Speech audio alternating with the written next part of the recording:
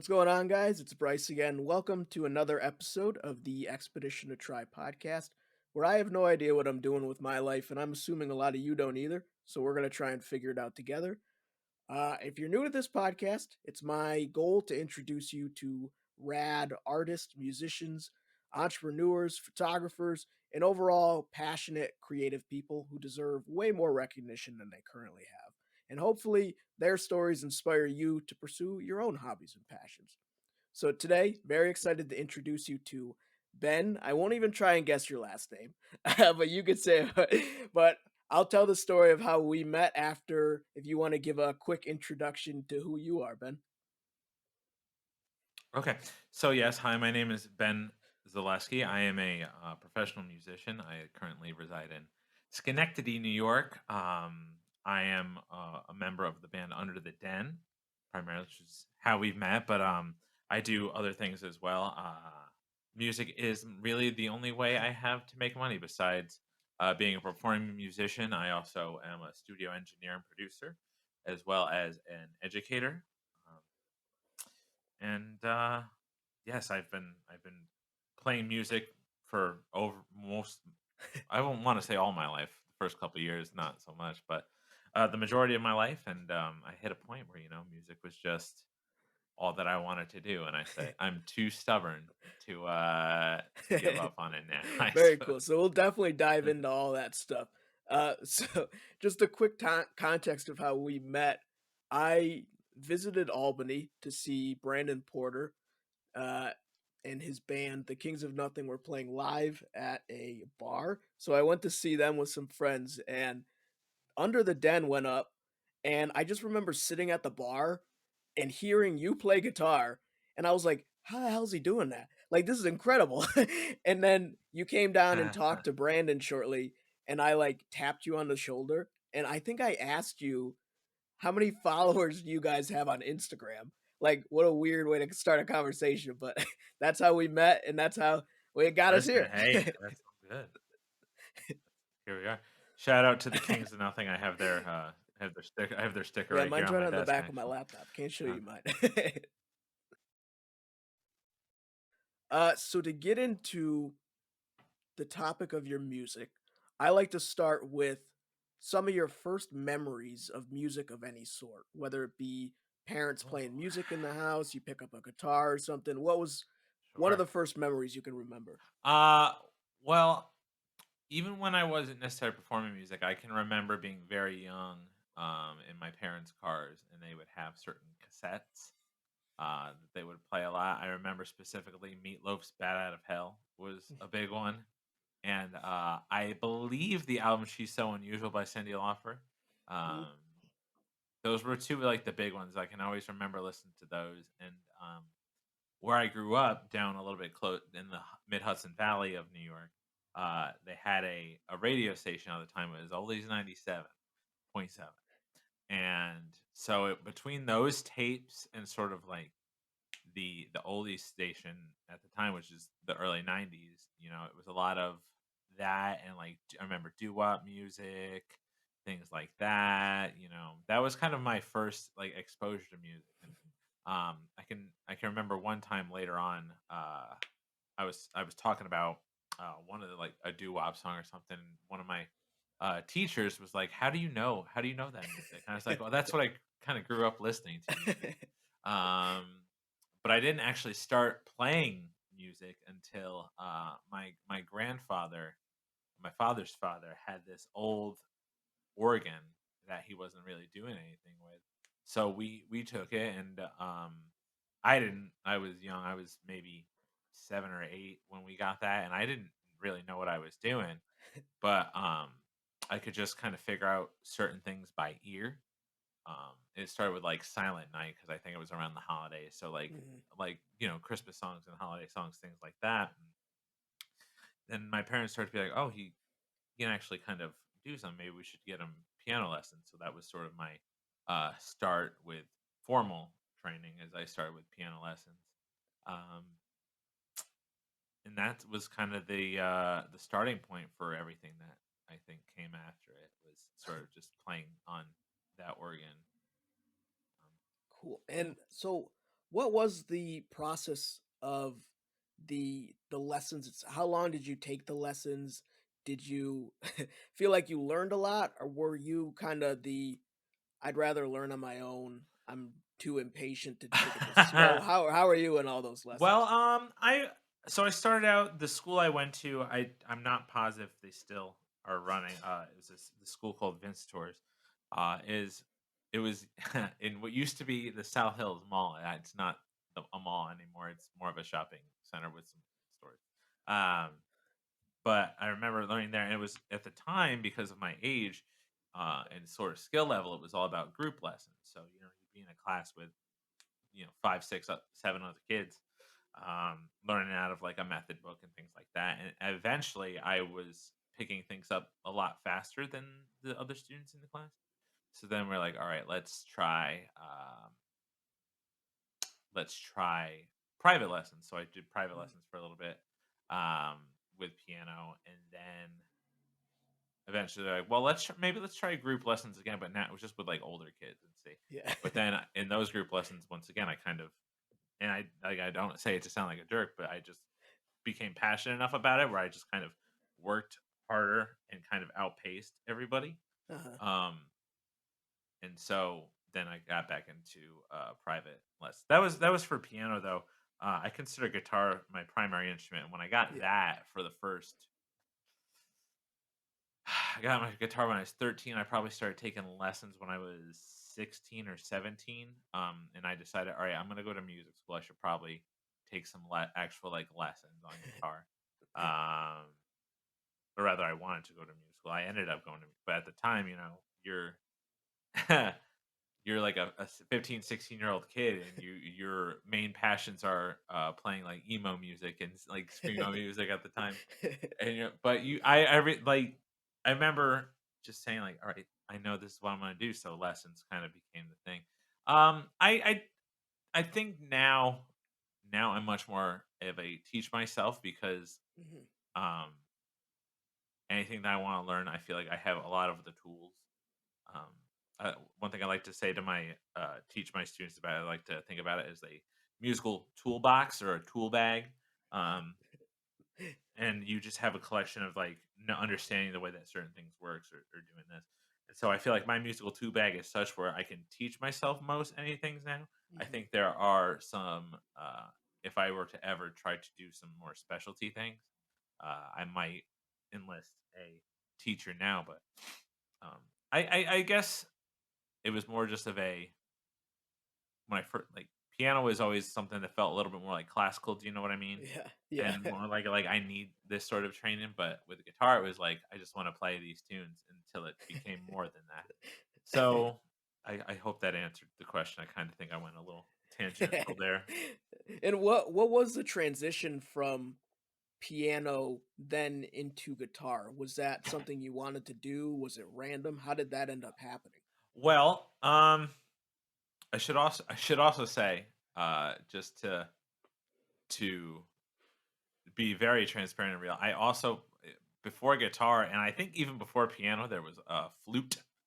I played Okay. I played flute, and to be honest, the very honest truth about it is there was a girl that I had a crush on at the time, and she was playing flute, and I was like, "Oh, this is the way."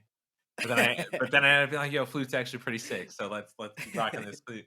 And I played flute all throughout, like all the way up till I graduated high school. But um, the guitar, as well, is a bit of a kind of happenstance story where I had a guitar when I was a bit younger. My parents got me one, and I was supposed to like. I think my mother and my aunt were like, let's get our sons into it. Let's have our sons make a band. That didn't go so well the first time. Uh, so we got rid of that guitar, and then for my 13th birthday, things come around. It's like I think I want to get back in. I think I want to give guitar another try, like for real. Partially because I had a buddy who had a guitar, and I was like, I think I could figure this out. I think we could do something with it.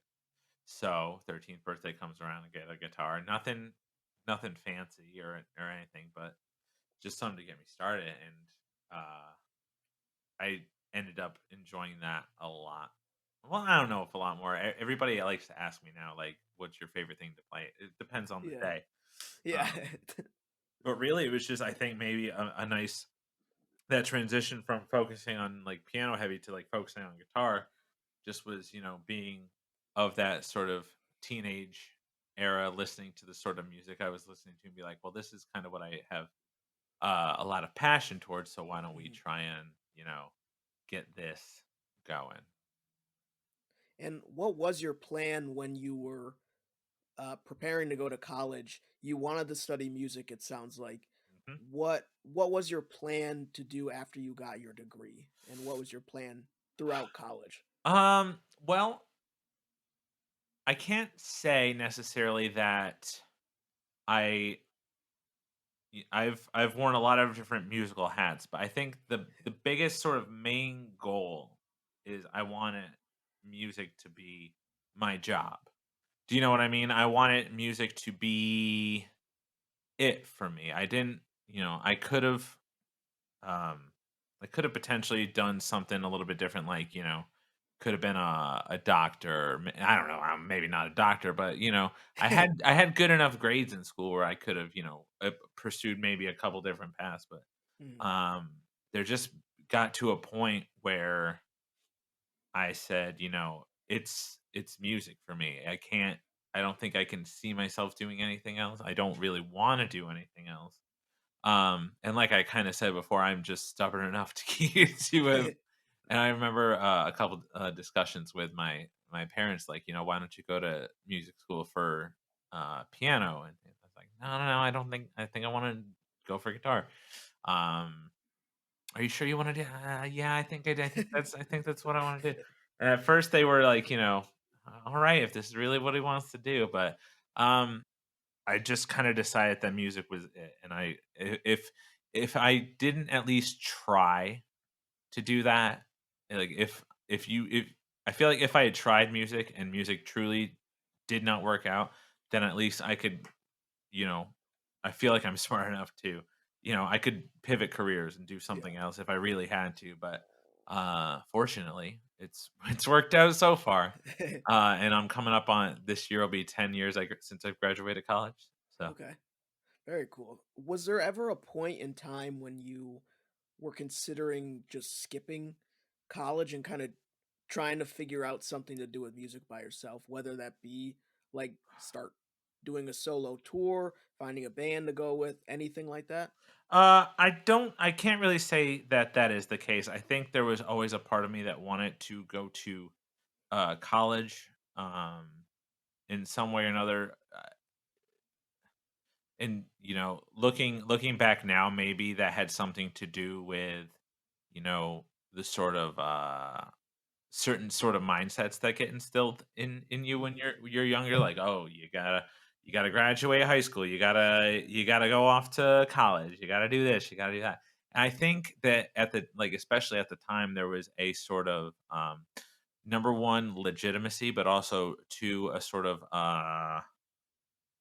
yeah, maybe legitimacy covers it, that going to college and just being able to say I have like a degree in this thing, like this is what my degree is, and I think adds a bit of legitimacy. But with that said, I know a bunch of like really legit players and professionals who have never gone to college, haven't even necessarily had a lesson of music. They just learn it themselves. And so there's something to be said about the either way. But for me, I think I always want to go to college and kind of continue that education and really learn as much as I can from people who are smarter than me, and know more about music than I do. So yeah. Do you have any pieces of advice for someone going into a musical field in college? Anything you can think of. Even just Oh college yeah. in general, not necessarily music Oh based. yeah, sure, tons of things. Number one, and I know this one might be a moot point, but try not to procrastinate if you can Yeah. help it. That was I feel like that is just a common thing, and I feel like especially unless you're a very special type of musician, I feel like that is especially prevalent among musicians. Where it's like, oh yeah, I'll get to yeah, I got it. And then it's like the day before something's due, and it's like, oh no, I haven't done anything.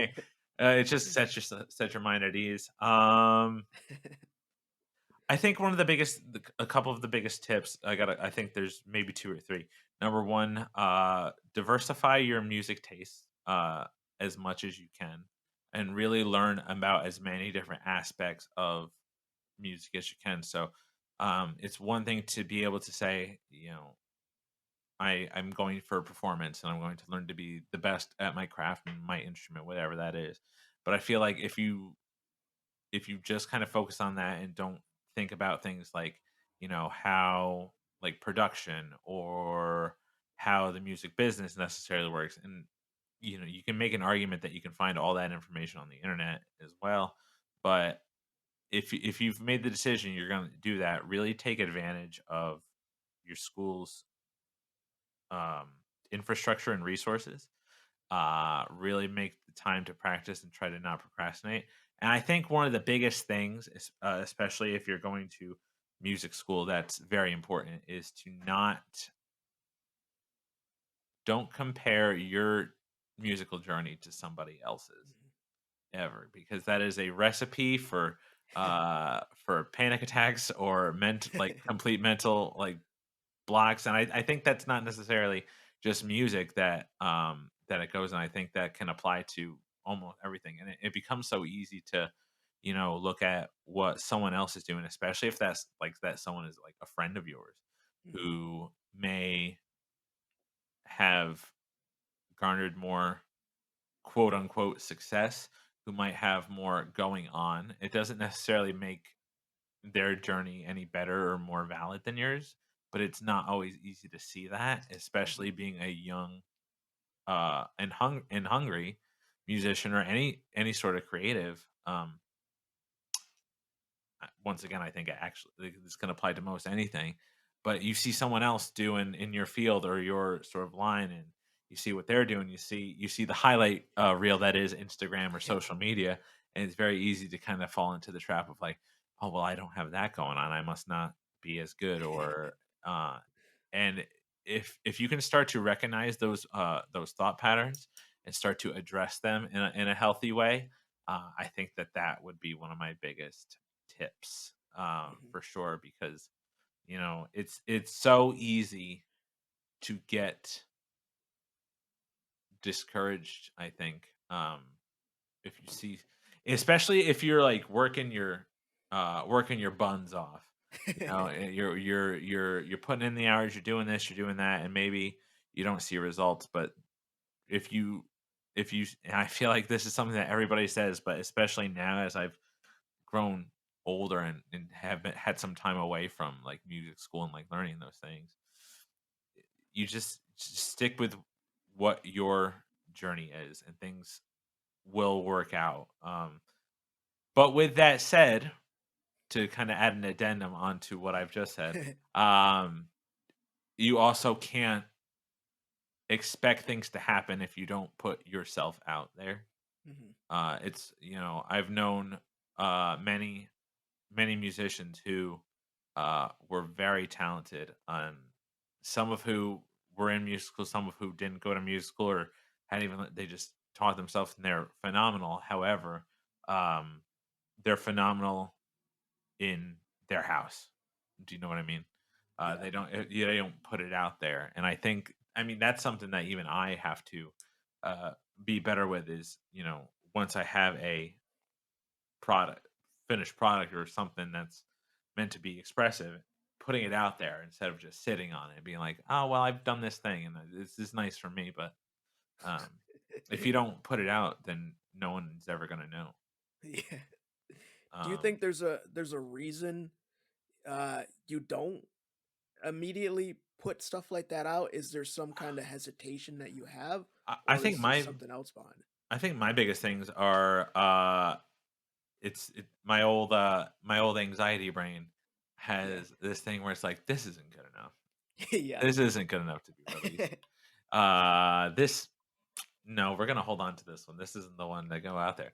But truly, uh, there's been things like I go back and I'm like, you know what? Maybe this was good. I'm starting to actually get to a place for myself where I'm starting to be like, wow, maybe some of the stuff that I've created or have written isn't really that bad at all. Maybe some of it's quite good.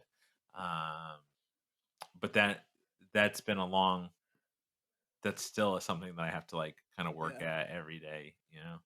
Um, but it's that's truly what it is. It's like anxieties. It's even in some ways, I guess, fear from those anxieties. It's like your brain tricking you into being like, "Oh, this isn't good enough."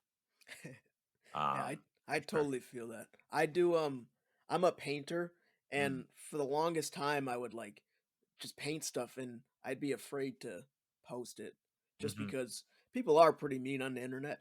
Oh yeah. And people you just will never meet and like don't have any affiliation with you at all. But like it's come to a point now just through practicing and painting more and just kind of saying whatever and posting stuff that I've grown to actually really enjoy what I'm creating. Yeah. And now I actually like look at a finished piece and I'm like, damn, am I actually good at this stuff? Like it's a weird kind of switch in your brain when you stop caring so much about what other people think about you Right. and your work and you just care like I'm creating what I enjoy. So Mhm. like that's all I really care about. And that's what Right. I'm trying to learn now. Yeah. Yeah, that's it's not always the easiest to get in that mindset of like enjoying your own sort of brand, if you will, enjoying your own sort of what I was trying to think of a clever way to say this, but I think I was just striking out. Reaping what you sow and enjoying it. Mhm. Um, yeah, I find that's like very true among a lot of creative types, be they graphic designers, visual artists, photographers, musicians. I think it's just a creative thing where we want to be like proud of what we present because Yeah. it's a reflection of ourselves. Yeah. Yeah. Absolutely. So when you finished college, what were some of your first steps in terms of finding work or Uh figuring out what you wanted to do? well, when I right after college I had got a job. I went to school in Boston Okay. at Berkeley College of Music, and when I was getting close to the end, I had a job actually at like Panera, and I had things, but uh, a variety of circumstances brought me back to New York. And at the time, I was able to, and it's a school that I'm still with now. Actually, there was this school, and I saw that they had an ad that they were looking for teachers, and I said, "Oh, I can do that. I'm just graduating." And it just so happened to work out that I was able to, you know, move back, and there was some lean times, some lean months at first, very lean. Even where I had to, ask for a little bit of help from time to get a little help from, and luckily I had a support system that could provide that, but you know, it wasn't very easy always to be able to keep the roof over my head and things like that. Hmm. And so that was just doing and that was just doing teaching. I said, I gotta start to look for something else, other form of so I found a band. Um the first band I was in when I moved back was this band called Kinetic Punch.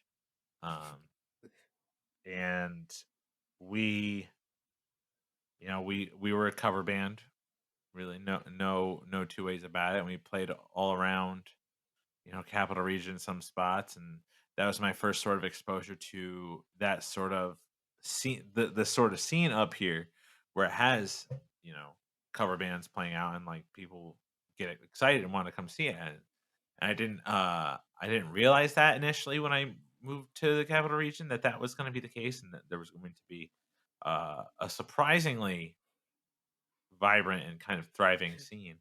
And Yeah. it's only really gotten better since I moved here. But um, after that, it was, finding, uh, doing my own sort of solo thing. I eventually came into Under the Den, which is my main band now. Um, but then I was also kind of at a point where I was a sort of gun for hire, if you will, a hired gun. Yeah. Where if people needed guitarists or they need bass, like I played in like a church band as well. Um, I would reach out to people to say like, "Hey, do you need a guitar player for this or that?" And just slowly but surely over time, got to know a lot of people and been able to work with uh, lot of different sort of projects in this area. So, but it was a slow burn to get there. It wasn't like Yeah. I moved back to New York and then all of a sudden, boom, work and work and work and work and work. Like I Yeah. said, there was definitely some lean times, but it's just persevering. And then when you do have a chance to show up and play, especially being someone that no one really knows, because when I moved back to this area of New York, I didn't really know anybody besides like a handful of people who I had known from high school and were up here. Um, but even then, I those all those people kind of lived in like the Albany area, and I was up in Clifton Park, so it's not the farthest drive, but it's also not like the most convenient when you're Yeah. young and broke. So just kind of made the best of the situation, kept working at it, and being as prepared as possible. Now, I think there was definitely some pitfalls and things along the way where things didn't necessarily work out, or someone else would be chosen for a job or a gig or things like that, and you know you just get through those and you go on to the next one and just keep striving to make the next one even better. What do you think helped the most in those uh down moments? Like, what kept you focused and motivated to keep going and like fight through those tougher times? Do you think it was Uh, just your focus? I think probably my focus, probably also my stubbornness. I would, I think there was also a bit of like that ambition that I feel like you sort of need to be able to make a living, Mhm. of where, you know, and this kind of holds true to today, is sometimes you're going to have to say, all right, I'm going to work like as much as I can. My work schedule most of the time is nights and weekends, just because the nature of what I do. And so that means a lot of times I won't be able to, like, hang out with friends on like a Friday night because I'm working, or things like that. But it's really, I was luckily able to ingratiate myself with a small core group of friends, uh, who I'm still friends with them, some of them to this day, and we still see each other. And definitely having that sort of emotional support system. Also, my parents live about an hour and a half from me, so there was also that. Like, if I ever felt like I needed to like go home for a day, it wasn't like I had to go multiple states away or anything like Yeah. that. It's to drive down the throughway. Um, but then just really, kind of a firm believer in things work out the way that they're gonna work, that they're meant to work out, and that Mhm. they're gonna work out. So I think definitely at the time there was some rough patches for sure, but now looking back, I just feel like I kind of gritted my teeth through some of it and just kept doing the work and doing what I had to. And even though there was some setbacks and there were some tough times and there were some gigs that I didn't get and all that, you know, I I I feel like if I hadn't just kind of kept going and working and trying to make myself the best version of my and the best musician I could be, then you know, might as well have just given up on the music thing. But I guess it boiled down to stubbornness and just believing in it, believing that the path would work out the way that it has. Mhm. So, are you teaching with a school or are you doing like your own separate music tutoring? What are you doing as basically your career, I guess we can call I guess I'd call it my day job. it? So I work at Modern Day Music in Clifton Okay. Park. It's a privately owned school. It's not like a public school or anything. Mhm. And we just do um a variety of instruments. I personally teach piano mainly, but I also work the studio there. So I'm Okay. also the engineer and producer at Modern Day Music, and I have a couple students um, who are interested in learning about like audio engineering and things Mm. like that. And so I help them with that.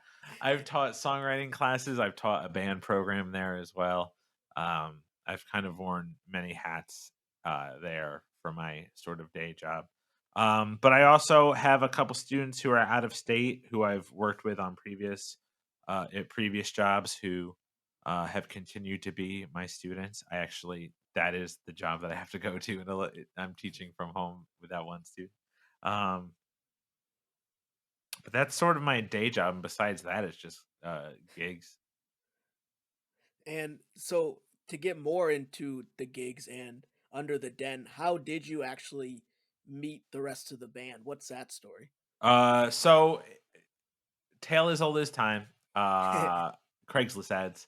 Um, it was either Craigslist or it was Bandmix. It was an online service where I was looking for projects to play in. You make a little profile. You do a little write up about yourself. People can reach out to you. So Jay, the drummer, um, reached out. One time he's like, "Hey, we're looking to have a guitar player." Because Under the Den had already sort of existed and Mm.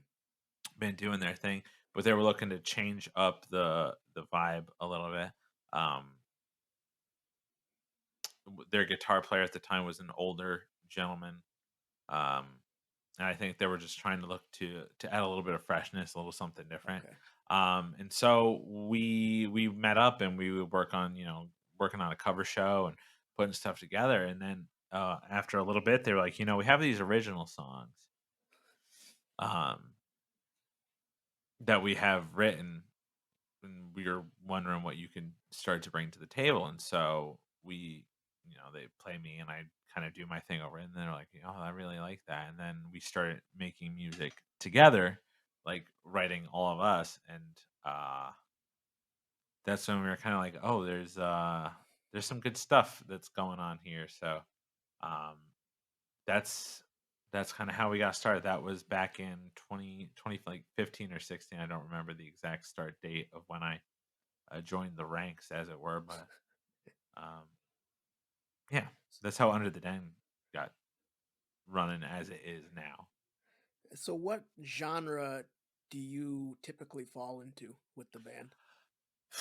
It's hard. I would say if you had to like absolutely had to put a some sort of tag on it, I'd say probably uh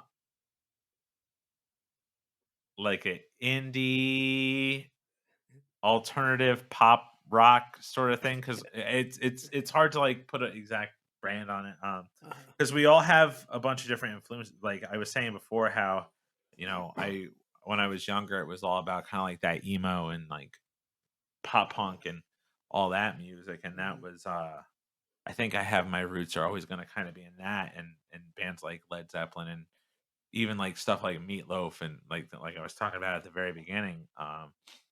But the the other members of the band also have all of their influences. Like our bassist John, for a while was like a house music DJ, so he brings that sort of like uh, more sort of techno sort of things to the table sometimes. Jay, the drummer, was in hardcore bands and heavier bands where so he has that sort of background. But and Madison, our singer, is just kind of a real sort of sponge, and she kind of soaks up a lot of different styles as well and can sing a bunch of stuff. So it really kind of just became a in the writing process where we didn't like set out to say, all right, we're gonna write a song that's like this.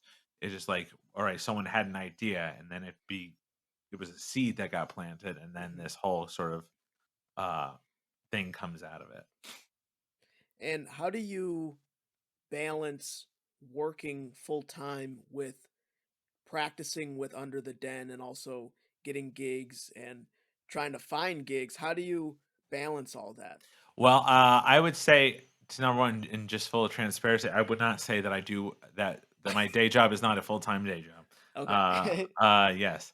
So, it's really about uh, it's really about just kind of setting your priorities aside. The shows that I do by myself, uh, with all respect to the other projects that I play with, that's very good for me because then I just take all the earnings. Uh, and to myself, which is important because, like I've said, music is my only job. Mhm. So, you know, if things come up where I can, have a show by myself and make a nice little chunk of change, I do that because, well, I my wife and I just bought a house. I got to pay my mortgage. Um, but for the band, especially is with what we're trying to do, and get ourselves out there more. We set aside once a week where we practice and we say, all right, Okay. this is going to be our day, and it's on my calendar for every week. Like this is when band practices. I've been able to work out my work schedule where it works kind of everybody sort of benefits, where I can give my time and my talents to the school to help them teach. But then I will also have time to, if a gig comes along, or if I need to have time to practice, or if maybe I need to take a day off of work to go do a show. I've been lucky and fortunate to be able to work those things out. Um, it's really just all about knowing how to prioritize the things that need prioritizing, Yeah. and being able to take time away. There's been, I've had times where I have a show booked for myself, or maybe with Under the Den, I'll have someone else reach out and say, "Hey, uh, I'd like to have you play for this," and I'm like, I'm really sorry, but I can't do it. Um, so that it becomes a little bit, but then it's that's also goes back to, you gotta have your priorities. You gotta have Yeah. the end goal, I think, has to be clear. The path to get there might veer and kind of ebb and flow and Yeah. twist and turn, but um as long as you have the idea of the end goal, I think it all kind of works the way it should. That's actually funny you bring that up. I just wrote a blog about that exact topic of like once you know where you see yourself ending up, like when Yeah, you picture that ideal life and like picture everything that's involved, right. um, you don't, it's hard to, but you don't have to know the path to get there. You just have to have faith that it'll eventually come to that point, and then once you do reach that point, you'll be like, "Well, I did it." Because Yeah. so many people say, like, "What advice would you give to your younger self?" And everyone's always like, "I would have told myself not to worry so much." Like, that seems to be the common Mm, cliche that people tend to say when they've gained whatever sort of a success is their definition of success. yeah. So what are some of your personal short-term and long-term goals, and then also short and long-term goals for Under the Den? Okay, personal, short and long term goals.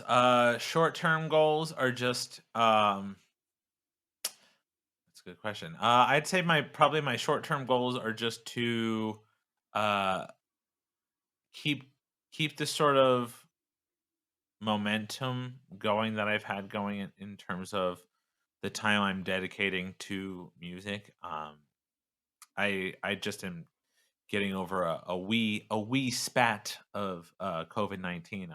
I'm fine, and Um, I was always fairly decent. It didn't really hit me that hard, but uh, it was it made me have to miss out on a couple gigs. But on the other hand, it was nice to have a bit of a slight breather. Mhm. It's been pretty nonstop for me, it feels like, for the past couple months, especially December was between work and gigs and rehearsals, it was pretty nonstop. So even though it's not the most convenient thing to have had happen, it was nice to have a little bit of breathing room.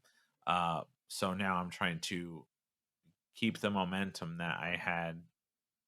I say breathing room, but I was like practicing pretty heavy during the time down and just keeping that going long term, or to just keep. I say my long term goal is to put out more Yeah. of like my works into the world. Be it something I write with under them, be it something I write by myself, be it something that maybe I write for somebody else altogether. Um, or just something that I've mixed for somebody or produced for someone. Just have more of things that I kind of have my my grubby little mitts on to get out into the world. Um, and just put things out there. And for Under the Den, I'd say short-term goals are to get another. We'd say that we're in the process of getting a couple more singles ready for release this year. Long term, I'm not quite sure what time frame, but definitely want to get Under the Den doing some sort of tour. Um, we've been talking and playing with the idea of maybe like something up and down the East Coast, uh, just something where we're getting out there more and spreading our music, um, and getting more people to enjoy the music. We're really. I feel like this is a tricky thing to say because I don't necessarily like to say things that sound egocentric. Mhm. Um, I it gives me like the heebies, like even thinking about saying something. But I Yeah, think we're making music that we're really like passionate about and we really believe in. And we want to get it out there and hope that it resonates with people yeah, in a certain way. So um that's really our goal is to just expand that audience and have people realize that, well, hopefully realize that the music that we make is passionate and good and uh worth the listen. yeah. Worth the listen. So, another thing I've been thinking a lot about in my own life is kind of over preparation. So when I want to pick up a new skill or something, what I tend to do is I overanalyze it and I do a bunch of research, read a bunch, watch a bunch of videos until eventually I probably never do it at all. So, do you have anything that you can think of moments like that where you never would have been able to prepare for it? Mm. So, like, something that happened with your music or in your life that, like, there was no way you could have prepared for it, and you just had to deal with it as it comes. Uh just being a musician.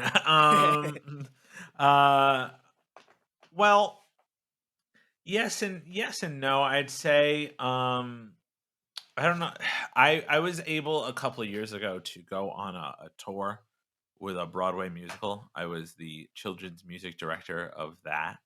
Um, and it all the way I kind of came to the job happened very quickly.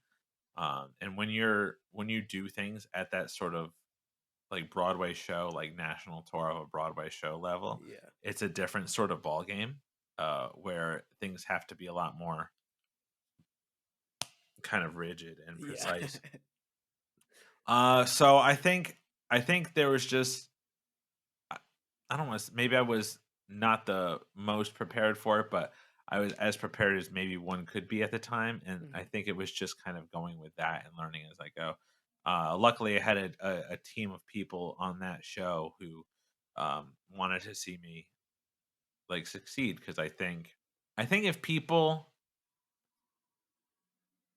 I think it I think a lot of the times people who are in your industry, if they're decent people, want to see you do well because it means that everybody else is also going to do well. Mhm. Um, and it was just nice to have that, and they were all very supportive. But that being said, uh, there's also a time or two where I had to have, you know, it's not my proudest thing, but they had to have like a little chat with me at one point, like, "Hey, you gotta be," and it's like, you know what? All right, I understand that now, and let's get back out there. And it was the only time we ever had to have a discussion.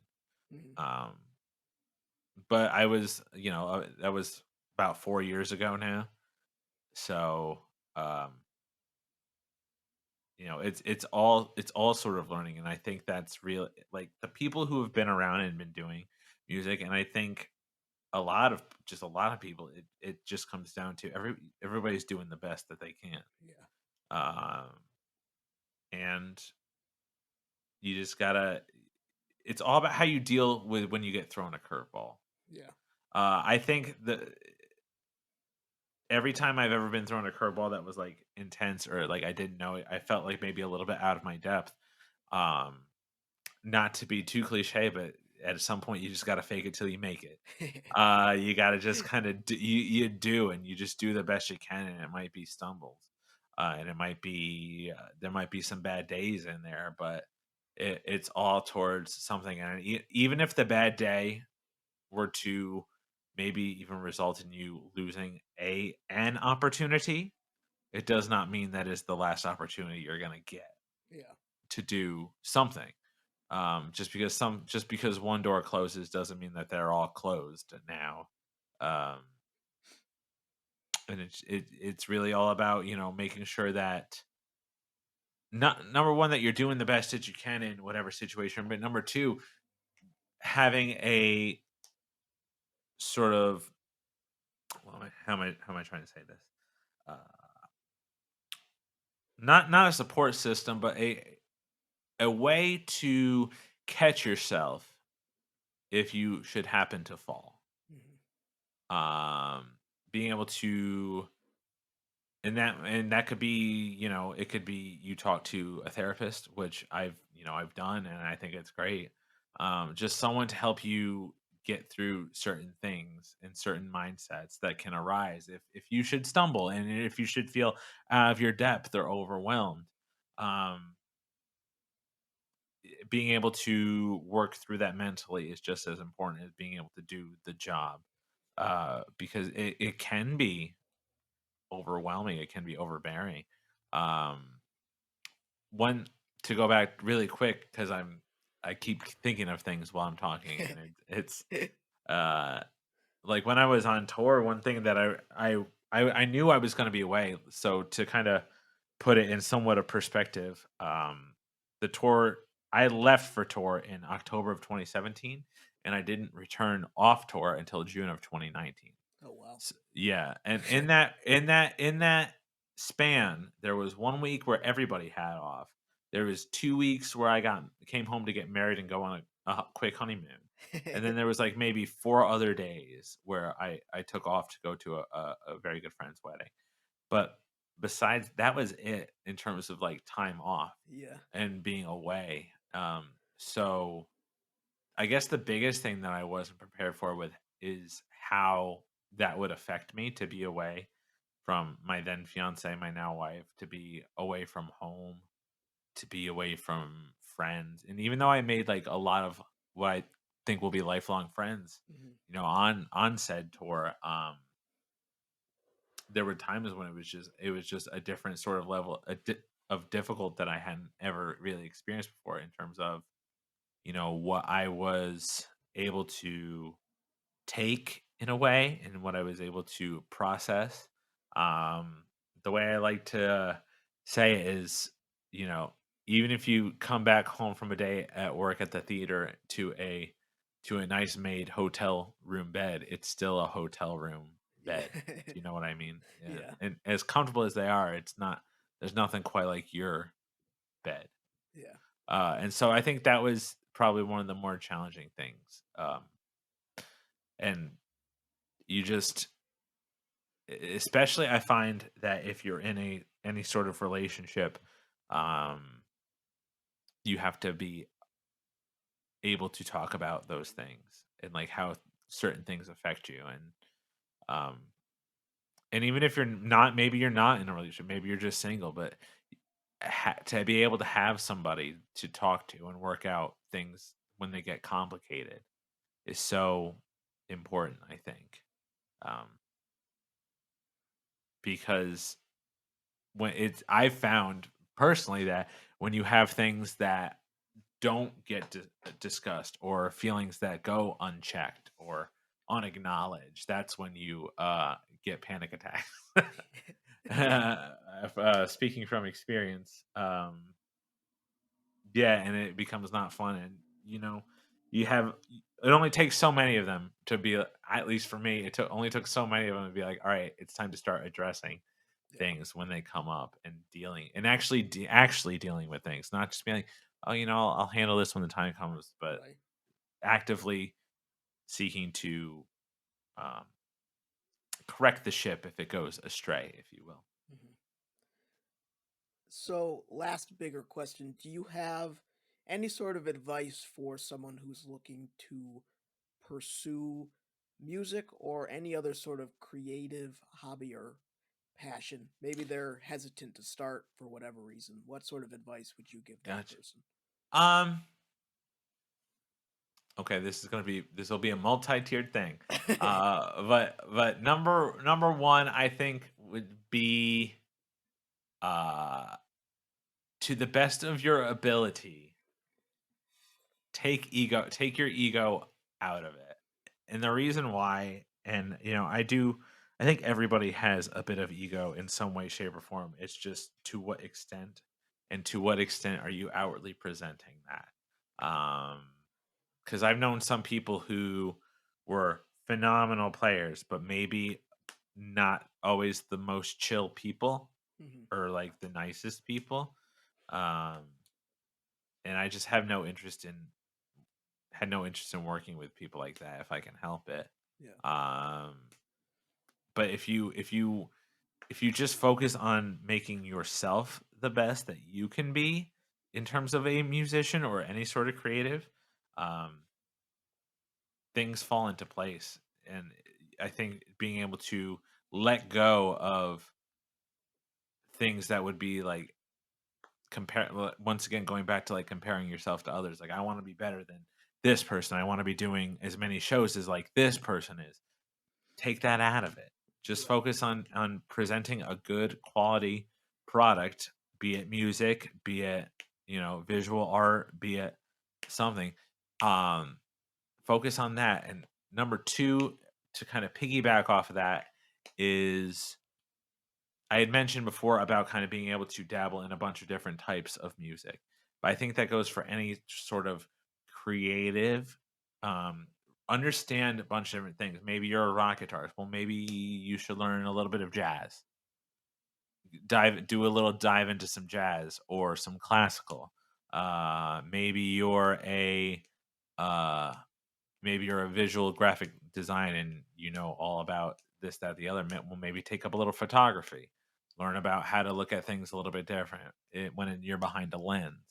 Um, you know, be able to branch out and know a bunch of different styles, but and once to piggyback, also be very aware of your voice, and that's a very hard thing to find, I think, because when you learn, like especially if you're learning uh other people's material, you're learning how to play like them and like the things that they do, but you also want to make sure that uh you find your voice. And I think the best way to do that is to create, like truly create, write songs, or make your own piece of art that maybe you're already doing some work, but you work through via commissions. Well,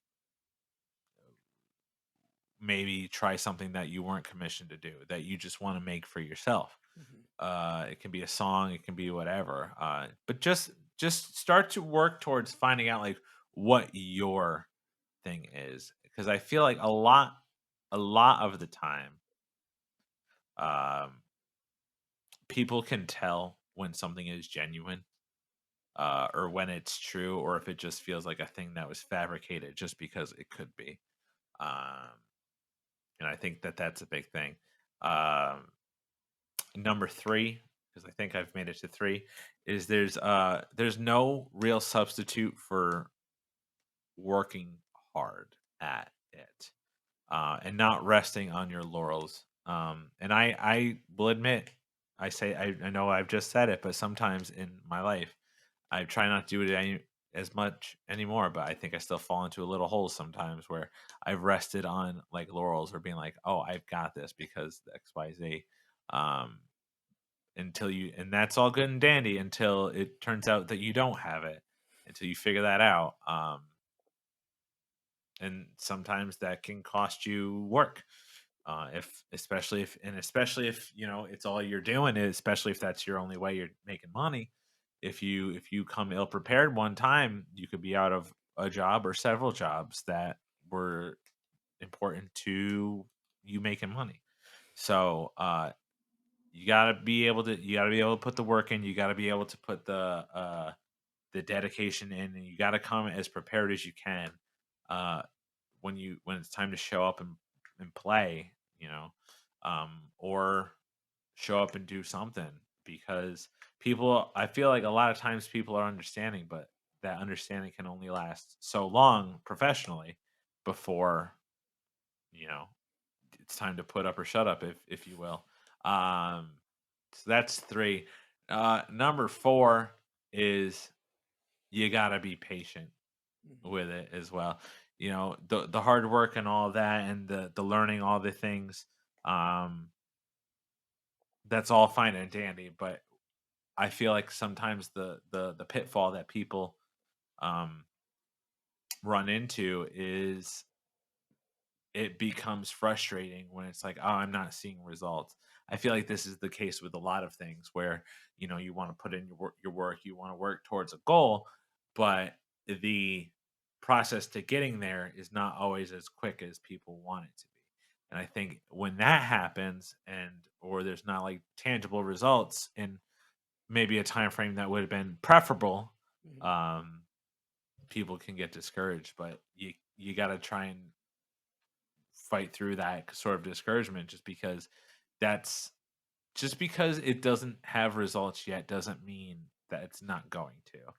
But if you get frustrated and you say, oh well, why isn't this happening yet, you might find out that you never find the answer that you're looking for, or you don't achieve the thing you're looking to do because you weren't patient enough to stick with it to the end. Um, so patience is a huge thing. I think probably the last thing, um, the last piece of advice I'd say for someone who, and this is, I think it may be especially uh, true for music, is, and I kind of touched on this before, but you gotta put stuff out there, and you have to expect. Well, maybe not expect. Maybe that's not correct, but you have to be ready to fail. Yeah. But when you put something out there, you can't be afraid to fail when you put something out there.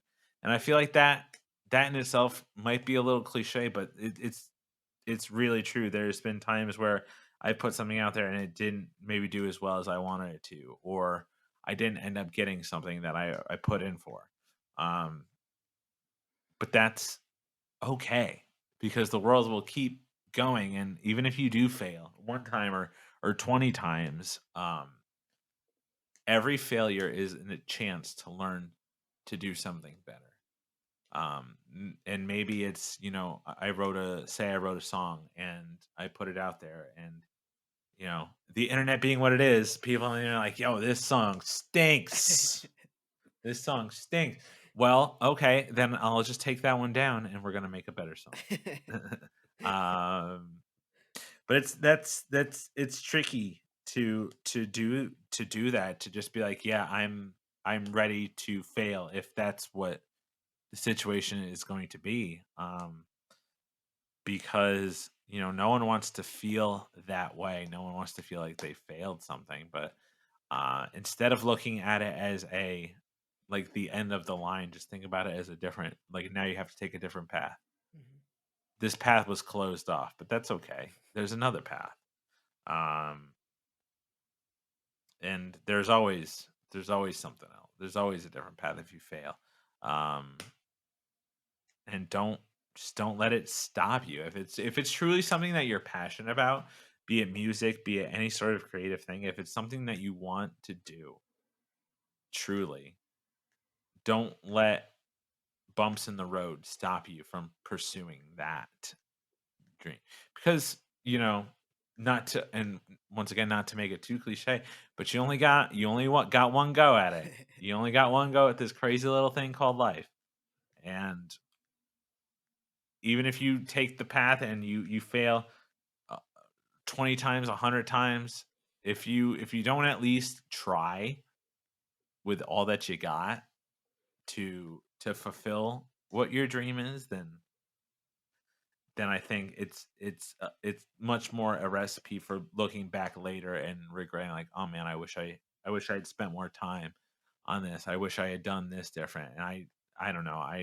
I gave up on trying to live in regret years ago, and just, if it doesn't work out, that's okay. And maybe that's a bit I don't think it's nihilistic to feel that way, but, like, just go with it, and if it works out, that's awesome. I'm planning for it to work out, but if it doesn't, there will be something else, and there will be another song, there will be another gig, there will be another show to do, there will be, uh, something else, that comes along.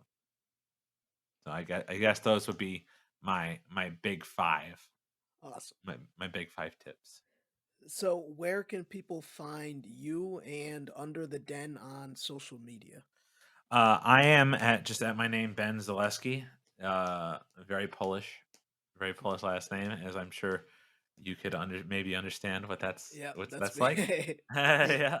Um, Benzolski. That's everywhere. I'm on Twitter, Instagram, TikTok, even, but I don't use TikTok enough for it to like really make a difference. And I don't really use Twitter for much else than like talking about soccer stuff. That's sort of what my Twitter's for, is to keep up on soccer things. But Ben Zaleski on those things, at Under the Den, most places. Um, all of my I try to keep up to date on my dates and where I'm playing. The whole COVID thing has really kind of thrown a big old wrench in January, so I gotta get that updated a little bit more. Um, but even just like, probably one of the easiest way to find the things I'm doing is just to follow my personal Facebook page. Um, Follow Under the Den for all of our stuff. We just released a song. Under the Den did. Oh, undertheden.com as well. Okay. I forget that we had that. We just released our newest single, "Drunk and Lonely," very recently, and we're pretty pumped about that being out there. And we have a couple more in the works. But that's really it. A lot of the things that I'll do musically, I'm trying to get more of that up on my music page. I have a personal page and a music page. Um, I'd say Facebook and Instagram are my two sort of big active platforms. Um, yeah, that's Awesome. it. Well, Ben, thank you so much for coming on. Had a great time chatting with you, learning Yeah, man. more about you and Under the Den. Oh Um, yeah, and I can't wait to see what comes out next. You guys are on Spotify, right? Or is it yeah. just like okay, cool. Spotify, Apple Music, YouTube. We actually something that I don't know. I don't know why it gave me such joy to see this, but like how you can go into put songs in your like Instagram stories or on TikTok. You could have our newest single. You can do those as well. Oh, You cool. make a TikTok sound of it. Yeah. So that was when we finally were able to do that. I was like, all right, now we're doing something that's kind of cool. That's kind of neat. But yeah, it's our music is streaming pretty much everywhere. We I can't really think of any place that we're not streaming right Awesome. Well, for everyone listening, thanks so much for listening. Be sure to go check out Ben and Under the Den. I'm glad that rhymes. That's nice and easy. All the now. Oh yeah, links to everything that Ben talked about will be both down below, and also I'm working on creating show notes for all the episodes. So you can go to my website, expeditiontotry.com, and just search Ben's name and he'll pop up once this episode posts. So Ben, thank you again so much for coming on. Really enjoyed the Thanks for having me, conversation. man. I Yeah, appreciate it. absolutely. Can't wait to see what's coming out. And for all you listening, thank you again. Peace out and good luck.